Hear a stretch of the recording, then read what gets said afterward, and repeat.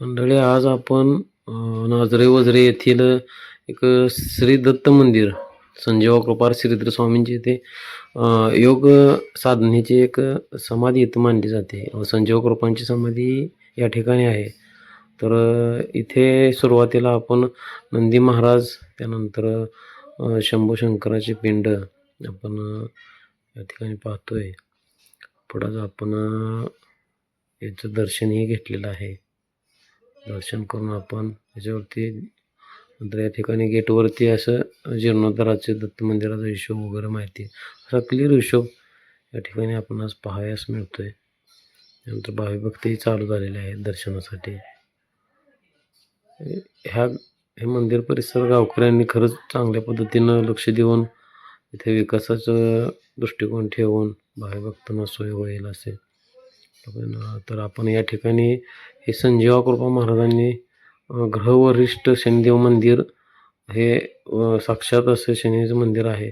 त्यानंतर श्री संत श्रीधर स्वामींनी येथे योग साधनेला बसण्यासाठी जागा केली. त्यांनी लिहिलेले ग्रंथ पहा, शिवलेला अमृत, रामविजय, हरिविजय, पांडव प्रताप त्यांची समाधी दिसते इथं. तर असं एवढं आपल्या सांगोल तालुक्याच्या जवळ असं महात्म्य असणारे मंदिर आहे. हा परिसर बघा. या ठिकाणी हेतू विभूती मिळते आपल्याला कपाळाला भावने. नंतर इथं श्री दत्तानंद स्वामी समाधी दत्त मंदिर आहे. इथं दत्तानंद स्वामी आहेत आणि हनुमंत आणि गणपतीची मूर्ती साईडला आहे. यांची मूळ स्वरूपातली समाधी आहे. असे सोबत असे मूर्ती आणि समाधी. नंतर त्यांचे शिष्य बाळ महाराज श्री संजीवा कृपा महाराज यांची समाधी या ठिकाणी आहे. आणि सुंदर अशी संजीवा कृपांची स्वामी महाराजांची समाधी या ठिकाणी आपल्याला पाहावयास मिळते. तसेच या ठिकाणी विधिवत पूजा असते रोजच्या रोज सकाळी उठून पहाटे. नंतर हे संजीवादास स्वामी महाराज आहेत, त्यांचे शिष्य आहेत. इथं विठ्ठलाला ज्यांना जाता येत नाही अशा ठिकाणी या मंदिरात विठ्ठल रुक्मिणीचे मंदिर आधी दगडी बांधकामात केलेलं आहे. ज्यांना दर्शनाला पंढरपूरला जाता येत नाही अशा भावनेतून म्हणजे भरपूर असं समाजासाठी केलेलं आहे. प्रत्येकाने या ठिकाणी यावं. या ठिकाणी मंदिर परिसरामध्ये असे काही फलक आपल्याला पाहावयास मिळत आहेत आणि त्याचाही अभ्यास करा. मंदिर परिसर खरंच खूप छान आहे आणि नाझरे आणि वझरे या लोकांचं व पंचक्रोशीचं खरंच आभार व्यक्त करू इच्छा वाटते. खरंच खूप सुंदर असा घाट या ठिकाणी बांधलेला आहे. आणि हा जो पूल दिसत आहे बंधारा नाझरे आणि वझरे या गावाला दोन्ही गावाच्या मधोमध बरोबर असा विस्तारलेला आहे. तरी सर्वांनी खरंच एकदा आवर्जून भेट नक्की द्या. असा हा मंदिर परिसर आणि भव्य असं एक सभामंडप या ठिकाणी दिसतंय. याची माहिती आपण पुढे पाहणार आहोत. मग परिसरामध्ये बरेचसे झाडं वृक्ष आहेत. त्यानंतर आम्ही या ठिकाणी अन्नछत्रही पाहिलं श्रीधर दत्तानंद संजीवा कृपांचे. आणि याप्रमाणे आता पुढील माहिती पाहूया. नाव सांगा तुमचं. सुखदेव शंकर आदाटे. हां. सेवेकरीच म्हणायचो. राहणार नाझरे सेवेकरी. स्वामींच्या मठाचं आपलं तुम्ही स्वामींच्या मठाची व्यवस्था म्हणजे कमी सेवा करणं. इथं स्वामींचा महिमा वगैरे मंदिर वगैरे कसं काय मंदिर माहिती जरा. ज्या वेळेला इथं पूर्वी दत्तानंदाची समाधी आणि श्रीधर स्वामींच्या दत्तानंद स्वामीच्या श्रीधर स्वामीच्या आजोबांची समाधी त्यांची सेवा श्रीधर स्वामी येऊन या ठिकाणी पाणी घालणं करत होते. आणि पुन्हा नंतर त्यांनी इथं ग्रंथलिखन तयार केले ह्या भुयारामध्ये.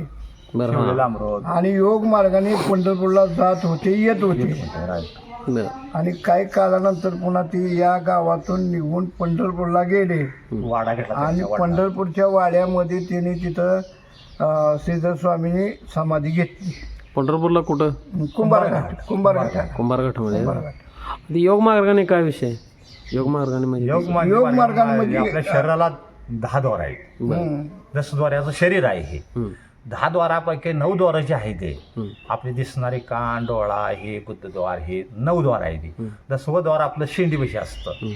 त्यातून असं आपण ही जी गुरुद्वाराला ही टाच लावायची उजवी असं बसलो आपण का ते आपल्या गुरुची शक्ती त्या मापाची असं आहे. म्हणजे आत्मा बाहेर काढतंय. हं. कुठनं काढतंय ह्यातनं. हं. हं. आणि ती तो मागं शेंडी असते ती. शेंडी ह्यातनं आत्मा बाहेर काढते. हं. ह्यातला आत्मा पुन्हा आत येतो पण ती गुरुच्या आशीर्वादानं पुन्हा आत येतो. पण ती योगा मार्गानं जिथं जायचं तिथं जातो फिरून येतो. आणि समजा त्याला जर त्या लेवलचा गुरु नसेल तर ती आत्मा पुन्हा भटकत हिंडू शकते. त्याला यूज वाटत नाही मला महाराज. ती येत नाही महाराज. म्हणून ती गुरु त्या लेवलचा असेल तर त्याला ती आत्मा माघारी आणून पुन्हा अजून हाज करणार. त्यासाठी कुत्र्यानं वडून किंवा नेहुनी म्हणून वरनं शिळ घेणार ती. मोठी शेळ मोठी शिळ आणि खाली बोयारा असं आणि आत बसणार महाराज. आणि आत तेव्हा बसायचं आणि वडून शिरधर स्वामी करत होते. हं. आणि योग मार्गाने तो पंढरपूरला यायचे जायचे. मग त्यांच्या वडिलांना ती पुन्हा घेतल्यानंतर पुन्हा ती पंढरपूरला गेले. मग इथं काय ग्रंथ काय पंढरपूरला ग्रंथ लिहिले आणि शिवलीला अमृत बारामतीला लिहिलं. बारामतीला. हा मग तिथं एक मोठं मंदिर आहे बारामतीला.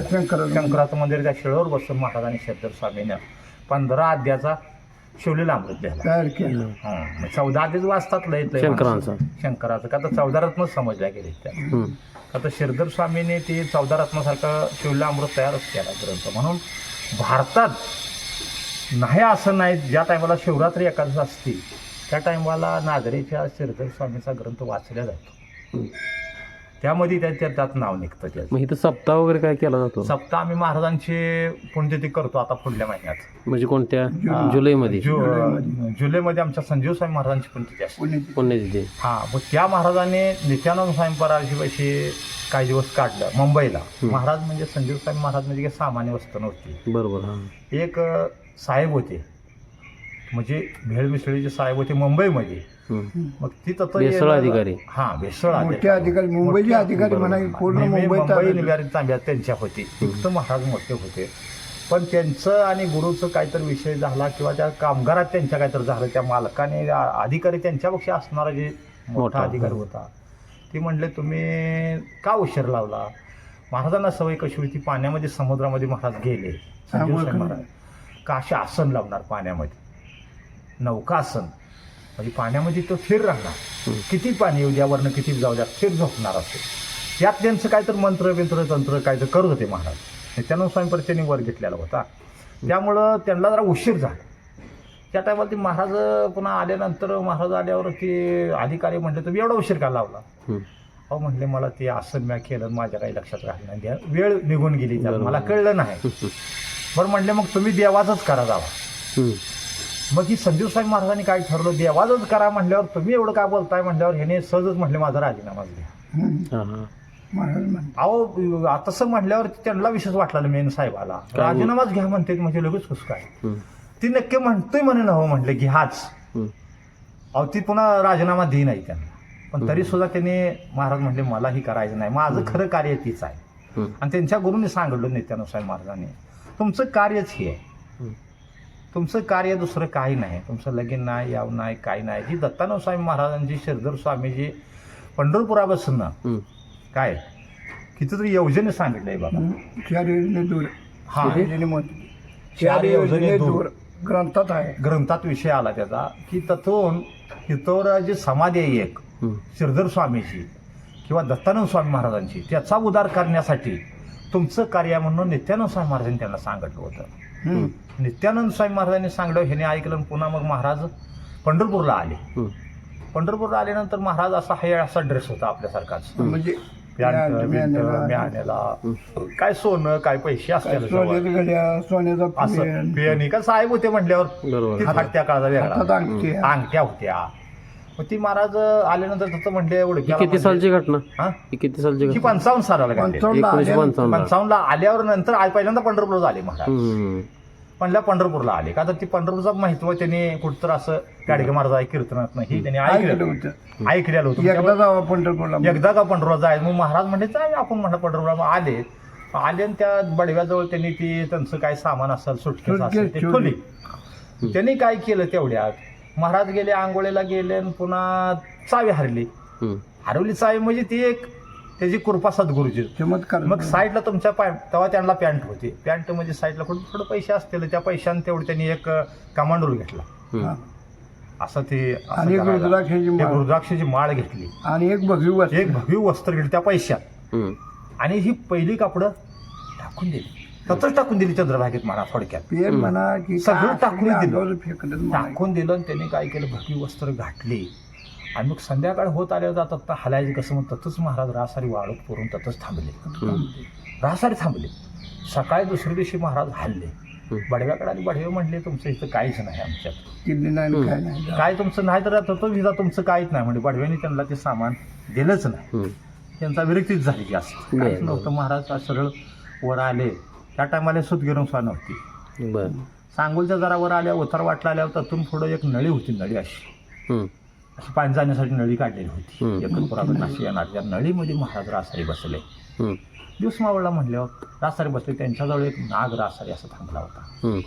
नाग, का तर त्यांच्या गुरुजवळ नाग आणि वाघ गुरुची शास्त्र आहे त्याचं. संजय महाराजांच्या समोर रासारी वाघ होता, असा नाग होता. मग त्यात नळीतच रासारी बसले. महाराज सकाळी महाराज उठले आणि हातीतला गेले पहिल्यांदा. हातीतमध्ये एक तुमचं रामाचं मंदिर आहे. हातीतमध्ये जुनं मंदिर आहे. तर कोणी जर सांगितलं तिथं काय समाधी नाही, इथं मंदिर आहे का नाही. तर समाधी नाही तर काय मंदिर आहे म्हणले. मग समाधी कुठं आहे म्हटल्यावर मग ती पुन्हा हिथं आली. हिथं आलं, तिथं बसले महाराज जरा इकडे तिकडं. मग माणसांचा बघण्याचा जरा रेस्टॉरंट बघा. ती हातीमध्ये पोलीस गाडी आली, आणि पोलीस गाडीमध्ये फौजदारांना पकडून त्यांना चौकशी करण्याचा प्रयत्न केला. त्यांनी सांगितलं माझी चौकशी करा, मी पत्ता देतो, काय पाहिजे ते देतो, फोन देतो, चौकशी करा. मी व्यक्ती हित आहे म्हणून फक्त सांगायचं नाही म्हणून घरच्यांना सांगायचं. मग ती फौजदार तुमच्यासारखा धार्मिक होता. महाराज म्हणला मग आता एवढं काय करण्यापेक्षा असं करा. महाराजांना मराठी बोलता येत नव्हतं. हा, इंग्रजी बोलायचं. गाडीत बसा म्हणले. साहेब गाडीत बसवलं, लाजणी मटवून असं आणलं, वळून इथं आणलं पोलावर नाही इकडून. हा, आणि इथं गाडी उभा केली ना, आत बघा म्हणजे ही समाधी, असा हात लावला समाधीला महाराजांनी. समाधी त्यांना जो साक्षात्कार झाला, बोलली तुझं कार्य हित आहे म्हणली. कोण दत्तानंद स्वामी बोलले तुझं कार्य हित आहे म्हणले. त्यावेळेला सांगितलं पोलिसांना तुम्ही आता जावा. आणि त्यांना चमत्कार दावला. दुसऱ्या दिवशी समजा त्या माणसाने महाराज ती राहतोय ही राहतोय म्हणून तरी कुलप लावली, तर ते हात असा लावला कुलप निघून पडायचं. ते काय चमत्कार, त्यांचा चमत्कार त्यांनी करावं म्हणून केलेला संजय महाराजांचा. त्यांनी करावं म्हणून दाखवण्यासाठी केला नाही.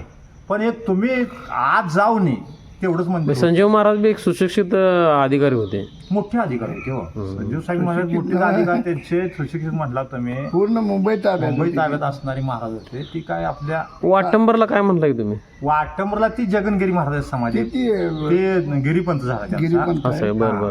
मग ह्यांचं कसं होतं ह्या महाराजांचं की नित्यानंद स्वामी हा संजीव स्वामी हा विषय घ्या.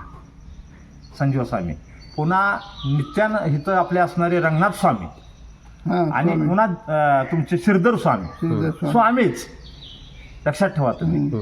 पंत ह्यांचा आनंदगिरी संप्रदाय, आनंद संप्रदाय ह्यांचा लक्षात ठेवा. बरोबर. ह्यांचा संप्रदाय म्हणजे काय, हे पंत म्हणजे असा वेगळा नाही.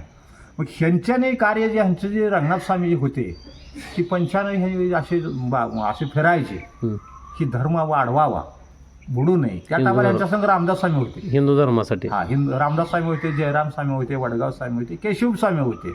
ही 5 जण हिंडायचे बघा. रंगनाथ स्वामी जसं मी रंगलीला ग्रंथ वाचा, त्यात बरीच माहिती आहे. रंगनाथ स्वामीचा रंगलीला म्हणून रंगलीला ग्रंथ. आणि श्रीधर स्वामीचा शिवलेला अमृत आहे, हरिविजय, पांडव प्रताप आहे, रामविजय, जन्माना अश्विनी आहे, शिवलेला अमृत, ही त्यांचं ग्रंथ आहे. त्यांच्या हातची लेखाने आहे श्रीधर स्वामी. आणि श्रीधर स्वामीचे गुरु म्हणजे रंगनाथ स्वामीच आहे. रंगनाथ स्वामी या टायमाला पंढरपूरला एकदा. आणि दत्तानंद स्वामी कोण आहेत ते? दत्तानंद स्वामी त्यांचे आजोबा आहेत, श्रीधर स्वामींचे आजोबा. आणि दत्तानंद म्हणता काय? आणि पलीकडे ती एक मंदिर दुसरं कुठलं आहे ते? तो संजीव स्वामीची समाधी आहे इकडं. ती नित्य दत्तानंदांचे शिष्य काय? नाही, ती त्यांचे ती नित्यानंद स्वामी शिष्य. ती मुंबईवरनं आले, त्यांनीच पुन्हा हे राहिलेलं जे कार्य होतं जो श्रीधर स्वामीच्या हातनं पुन्हा राहिलं म्हणा पूर्ण करण्यासाठी ह्यांनी त्यांना अवतारच म्हणायचं थोडं. बरोबर बरोबर. ही कर्नाटकची महाराज होते, मुंबईला शिकायला होते, मुंबईला नोकरीला होते. पण ज्या टायमाला त्यांनी तिथं जे गेले त्यांना नित्यानंद स्वामी महाराज भेटल्यानंतर त्यांनी इथं राहिलेलं कार्य त्यांनी पुन्हा केलं. 55 सालापासून त्यांनी केलं, त्यांनी 82ला भेटलं. 82. ही आमच्या देखीलची गोष्ट आहे. ते आता आम्ही आलो त्या टायमाला आमचा जन्म नाही, ती 55ला आले होते. पण आमचे वाडवडील सांगत होते. पुन्हा आम्ही मग जर नेटकळी झाल्यावर पुन्हा त्या टायमाला महाराज केलं. महाराजांना जास्त लहान मुलांची लय आवड होती. बरोबर. महाराज इथं लय करून स्त्रीला एक प्रवेश कधी येऊ देत नव्हते जास्तीत जास्त. महिला वर्ग नाहीत कवचित एखादा आपल्या सगळ्या एखादा माणूस आलं तरच. तुमच्या लेगाड सरकारसारखे यायची त्यांच्या संग. पण महाराज लांब त्यांना दर्शन नाही, लांब न बोलणं आहे. सगळ्याला जास्तीत जास्त लांब म्हणजे कडक सोळ होतं. सभा कसला कडाव म्हटला तुम्ही, आम्ही चुकलो तर आम्हाला मारत होतो महाराज. स्वभाव लय कडक. चुकला तर हा, त्यांचं सोहळं कडक होतं. कडक सोहळं लय कडक. आणि भजनाला तर महाराज बसले रात्रीचं महाराज तर असे खुर्चीवर बसून तर ती चिपळ्या निना तर घेतला 12 वाजेपर्यंत पोरांना भजन करायला लावायचं. 12 वाजेपर्यंत पोरांना असं झोपू द्यायचं नाही. 10-12 पोर येणार, भजन करायला द्यायचं. फेरी मारले झालं का महाराजी भजनाला चालू करायचं. आम्ही जागत झालो का नाही झालो का अजून पाठ उठून अजून महाराज पुन्हा पूजन बिजन चालू झाली बघा. म्हणजे महाराजांनी झोपेचा विषय जास्त घेतला नाही. झोप नाहीच म्हणायचं नाही. थोडक्यात जसं अर्जुनाने आमच्या जसं जिंकलं, झोप जिंकली तर अर्जुनाने जिंकली. लक्षात ठेवा, महाभारतात विषय आला त्याचा. निद्रा जिंकली असेल तर अर्जुनाने जिंकलं, तशी आमच्या संजीव स्वामी महाराजांचा निद्रा जिंकली. झोप पडायचं नाही. त्यांनी पडले नाही. दिवसा गप पडायचं कशासाठी, तुमच्यासारखा येऊन काय तर प्रश्न विचाराल, काहीतरी विचाराल. त्यांना एक विचारा असा विषय नव्हता. त्यांचं म्हणणं विचारा, पण ज्ञानेश्वरीतले विचारा. ज्ञानेश्वरी आमचे गुरु त्यांना मराठीत त्यांना करून द्यायचे, वाचायला लावायचे. आता त्यांना इंग्रजी येत होतं, ती महाराज साहेब होते त्यांना कन्नडी एक येत होतं. त्यांना मराठी भाषा, पण त्यांना मराठी जास्तीत जास्त येत नव्हतं. भाषा आपली. मग ती आपल्याकडनं थोडं महाराजांना पुन्हा ते अवगत झालं. ती काय थोडक्यात झालं त्यांचं. आणि त्यांनी बघा इथलं कार्य आता सध्या त्यांच्यावर पुन्हा जे त्यांच्याजवळ मग आपले की विनायकराव गुरुजी म्हणून एक आले. मग त्यांना काहीतरी झालेलं असल्यानं मग डमके डॉक्टरनं हे सांगितलं. मग ती महाराज गुरुजी म्हणजे काय ती आमसारखा असेच मुलगाच होता. त्यांना त्यांनी सांगितलं इथं राहावा. इथं राहिल्यानंतर त्यांना काही दिवसानंतर त्यांचं मग ते त्या महाराजांनी शिकवलं. त्यांना आजार गेला, आजारी बी गेला आणि त्यांनी शिकवलं महाराजांनीच. त्यांना 5-7 मुलं होती. त्यांनी म्हणजे तुम्हालाच पोरगं राहू द्या. आणि त्या मुलाला बघा त्यांनी महाराजांनी मोठं केलं, नोकरी लागली, त्यांना गुरुजी झाले. गुरु झाले. पुन्हा काही दिवसानंतर त्यांना सांगितलं ते वाटंबराला पुन्हा त्यांना सर म्हणून घेतलं, चित्रकलेत एक नंबर महाराज. त्यांनी पुन्हा काही दिवस आम्हाला सगळ्यांना घेऊन भजन बिजन कीर्तन ही पुन्हा सुरुवात केली. आम्हाला त्यांनी घेऊन शिकवले बरं का, आम्हाला येत नव्हतं. संजय महाराजांनी नाही, संजीवदास महाराजांनी. संजीवदास महाराज त्यांची शिष्य पण झाले. संजीव कृपांचे. हा, त्यांची कृपा त्यांना झाली. पण आम्हाला त्यांनी काय केलं, पोरांचं बी ही करा म्हटलं. मग आम्हाला बघा ही नाद लावला. नंतर आम्ही निक्क थेट पहिलवानच. आम्हाला काय ह्यातला विषय. तालीम वगैरे काय कुठं करायचं तुम्ही? मग तालीम म्हणजे आम्हाला बाहेर आम्ही तर तालीम काढली होती पहिल्या. फुकटायला काढल्यावर मग आमचे काय असणारी जुनी माणसं, आमचे अण्णा गुरुजी हे 4-2 माणसं होती. ती म्हणली तुम्हाला वास देतो ही देतो. तेव्हा एवढी सुधारणा पटली हो देवा. महाराजांनी भेट व्हायच्या आदल्या 2 वर्षाचा विषय आहे. आधी 2 वर्ष म्हणजे 80 साली पण आहे थोडक्यात. मग महाराज भेट व्हायच्यात म्हणले पोरांना आत काही व्यायाम करू नका, बाहेर व्यायाम करा. का तर महाराज आमचे स्वतः व्यायाम करत होते. बॉडी त्यांची कशी आहे बघा, 1 नंबर तब्येत. आणि ते आमच्या गुरुजीला सुद्धा व्यायाम करायचं, आम्हाला सगळ्या व्यायामच करा म्हणायचे. फोटो धावून आले दिसते. रामदास स्वामी सारखं महाराज. मग त्यांनी बघायची तालमीचं हे करून देऊन आम्हाला ते हे करून वळण लावलं त्यांनी. तर आम्हाला ह्यात काय कळलं असतं देवा, का कळलं असतं काही सुद्धा कळलं नसतं. आता आम्ही प्रवचन कीर्तन हरिपाठ आम्ही दोघं हे भजन हे करतो. केवळ कशामुळे करतो, त्यांचा एक आम्हाला आशीर्वाद आहे, लक्षात ठेवा. तुम्ही मनोभाव केलं सगळं, त्यामुळे ह्या गोष्टी घडत. गुरु भेटत गेले हो. गुरुशिवाय ज्ञान नाही. गुरुविना अनुभव कैसा कळेल, दिदविना प्राप्त गुजविना हे तर कोण सांगे. ज्ञानदेव सांगे दृष्टांत साधूच्या संगतीत तरलो पाहिजे. आम्हाला ही तरायला म्हणजे आम्ही साधूच्या संगतीत लागलो म्हणून आम्ही तरलो. तरणं सोपं नाही. जगात माणसं लय आहेत देवा. मला थोडक्यात तुम्ही सांगा, आता वाटला मैल काय कमी आहे का, जड बुद्धी. त्याला थंडी आली काय, पाऊस आला काय, ऊन आलं काय. जसं बुद्धीचं 3 प्रकार आहेत. तेल बुद्धी आहे, पाण्यावर तुम्ही तेल टाकल्यानंतर तरंगत राहणार नाही कधी. चर्म बुद्धी आहे, कातड्यामध्ये तुम्ही असं ती रापी घातली तर ती पुन्हा बाहेर काढल्यावर चिटकून राहणार पुन्हा. तर तसं माणूस कसा पाहिजे, चंचल बुद्धीनं असावा आणि गुरुच्या साह्यात राहायला पाहिजे. आणि गुरुच्या साह्यात राहिला तरच तो माणूस मापान जातो. नंतर पुन्हा तुम्ही म्हणसाल त्याच्या पुढं सत्यगुरू आहे म्हणा, हे आहे गुरु आहे म्हणा, सद्गुरू आहे, पुन्हा टप्प्याटप्प्यानं वाढत जाईल. पण कोण तर अधिकारी प्रत्येक माणसा प्रत्येक पाऊल गुरुशिवाय हेच नाही. ज्ञानच नाही हो देवा. जन्माला गुरु आई आणि वडील. आई गुरु, आई सांगते पुन्हा हा तुझा वडील आहे, ही तुझा भाऊ आहे, तुझी बहीण आहे, मावळण आहे, आई सांगते. सुरुवात आईची गुरु आहे. पण आई ही मायेतली गुरु झाली देवा हो. तुम्हाला मायेतनं बाजूला निघू देत नाही. आयुष्य घडवणारा गुरु वेगळा. हा सत्य गुरु जर तुम्हाला भेटला तर सत्य ती जावणार तुम्हाला, ही जावणार नाही. ही म्हणणार मी ते म्हणणार, ही सगळं संपणार आहे, ही त्या नजर लागू नको म्हणणार सत्य गुरु असणारा. अशाच पद्धतीने आपणाला आम्ही नवनवीन माहिती आमच्या चॅनेलच्या माध्यमातून देत जाणार आहे. तरी आपण आमच्या चॅनेलला फॉलो नक्की करा, सबस्क्राईब करा, लाईक करा आणि शेअर करा. धन्यवाद. रामकृष्ण हरी.